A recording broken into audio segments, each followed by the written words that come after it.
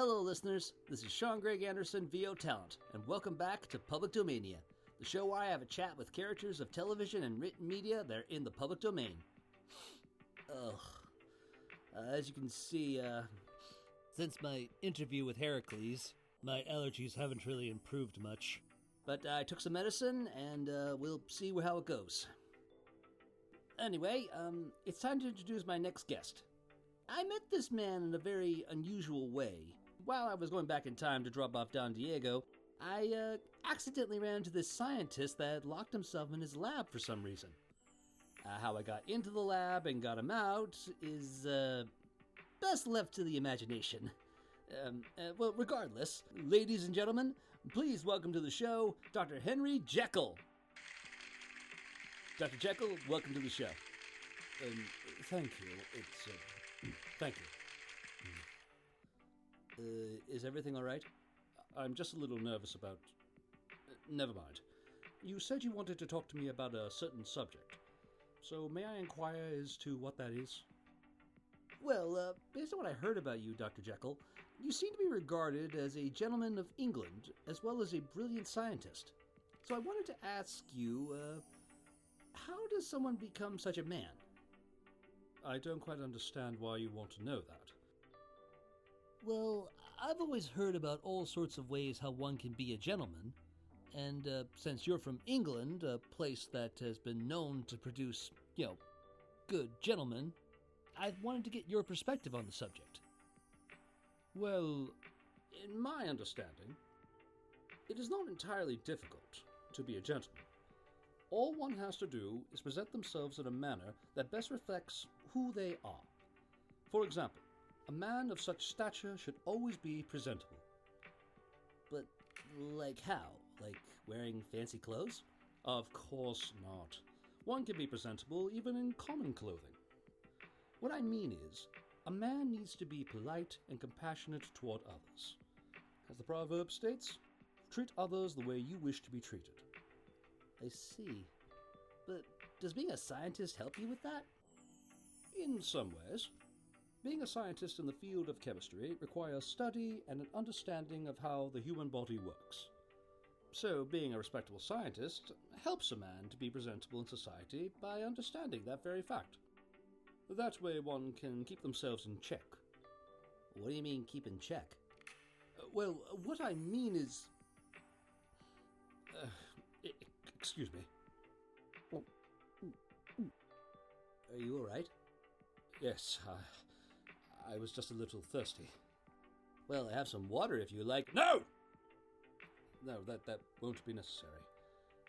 And do forgive my sudden outburst.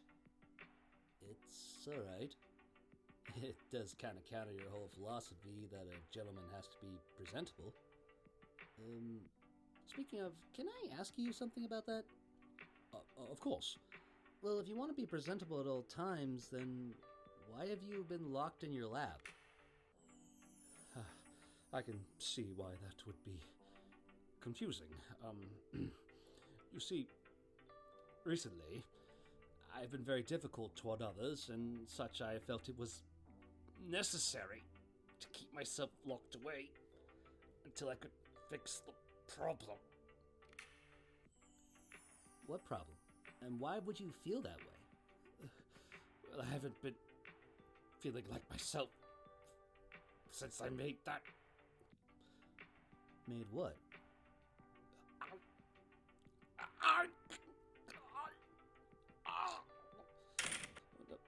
Dr. Jekyll? Are you alright? Dr. Jekyll! Jekyll? That wimp? No. My name is Edward Hyde. Or if you prefer, call me Mr. Hyde. Okay. Are you alright, Mr. Hyde? I will be, once I get out of here and have some fun. But you can't do that. We're in the middle of an interview. Well then, mate. I guess you'll just have to die. I'm not really in the mood to die. Ladies and gentlemen, please remain calm. We have everything under control. I'll just have to deal with my guest quick and be right back. Please put that chair down. Doctor, I mean, Mr. I need some backup here. Anytime now!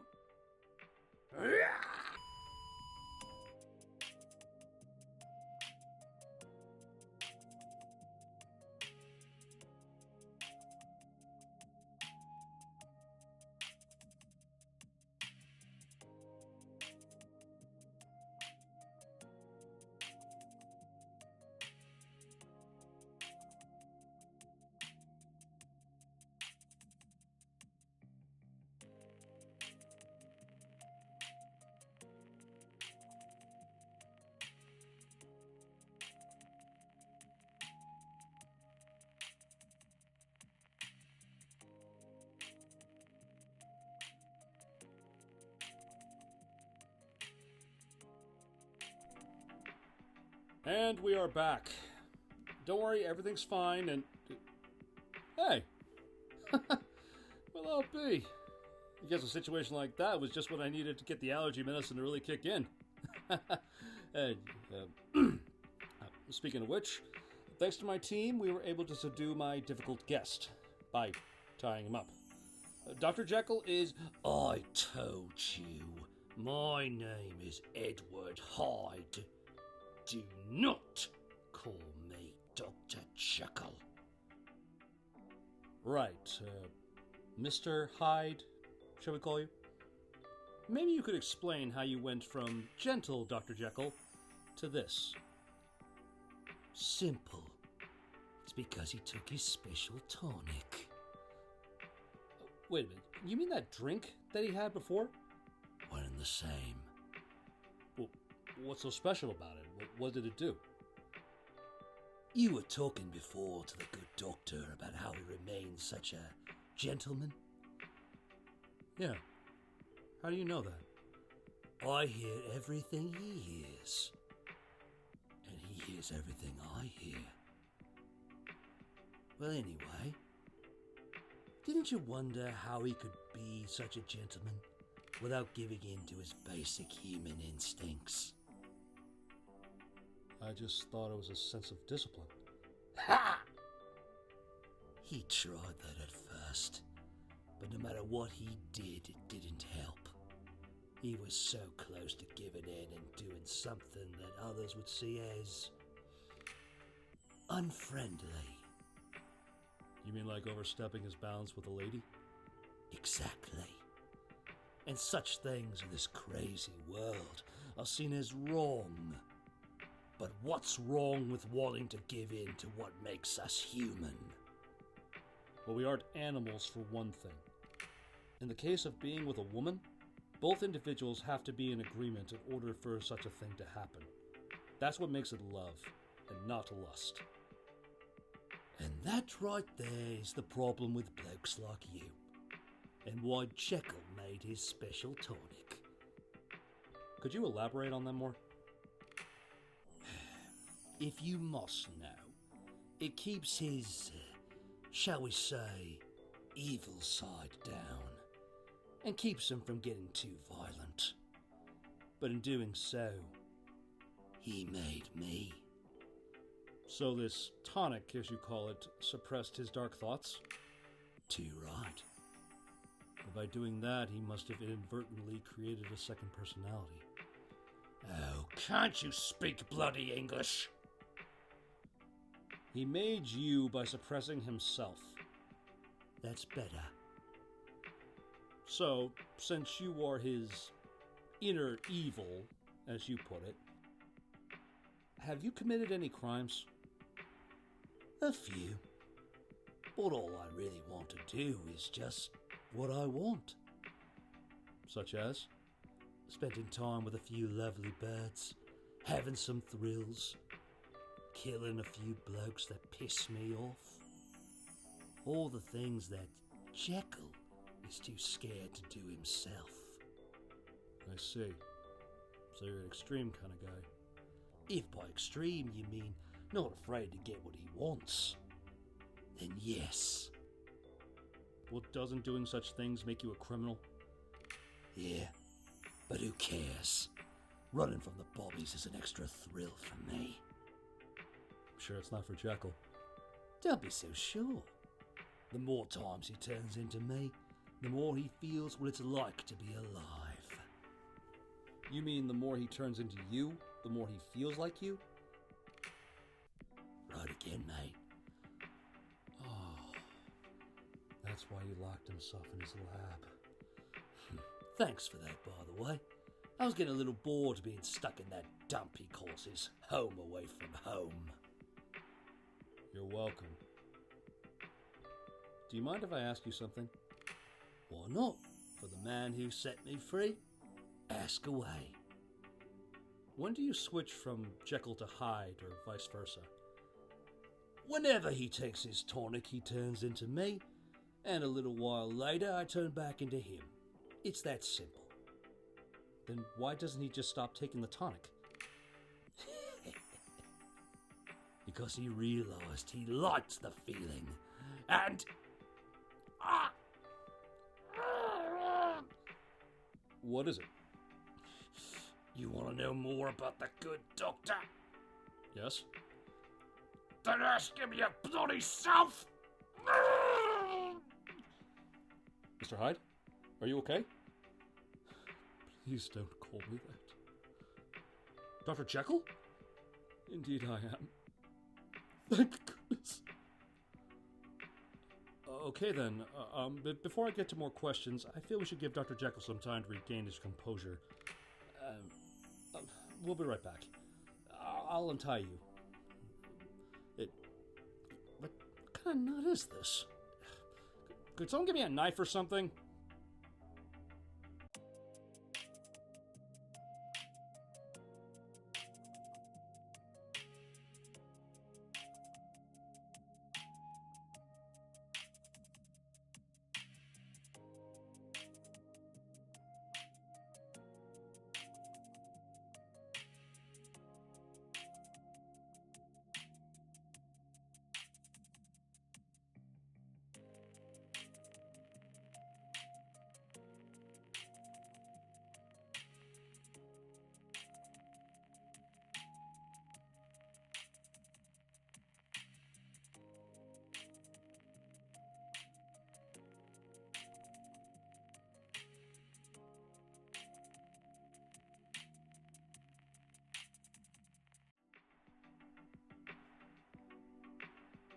And we are back with it.